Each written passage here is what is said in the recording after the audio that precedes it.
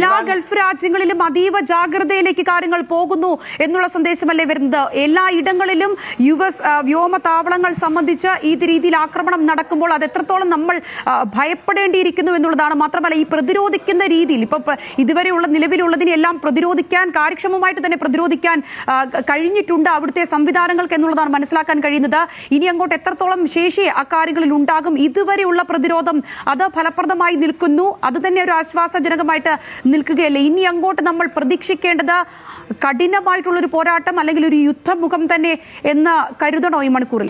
ഇസ്രായേലിലേക്ക് ഇറാൻ ആക്രമിക്കുന്നതിന് സമാനമായിട്ടായിരിക്കില്ല സ്വാഭാവികമായും പശ്ചിമേഷ്യയിലെ അമേരിക്കയുടെ സൈനിക താവളങ്ങൾ ലക്ഷ്യമിട്ടുകൊണ്ടുള്ള ഇറാന്റെ ആക്രമണമെന്ന് നമുക്ക് ഈ ഒരു ഘട്ടത്തിൽ വിശ്വസിക്കാം. കാരണം മുൻകാലങ്ങളിൽ എടുത്തു നോക്കിയാൽ പോലും അത് ജനങ്ങൾ തിങ്ങി താമസിക്കുന്ന മേഖലകളിലേക്ക് തങ്ങളുടെ മിസൈലുകൾ പതിക്കാതിരിക്കാനുള്ള അതീവ ശ്രദ്ധ സ്വാഭാവികമായും പശ്ചിമേഷ്യയിലെ അമേരിക്കൻ സൈനിക താവളങ്ങൾ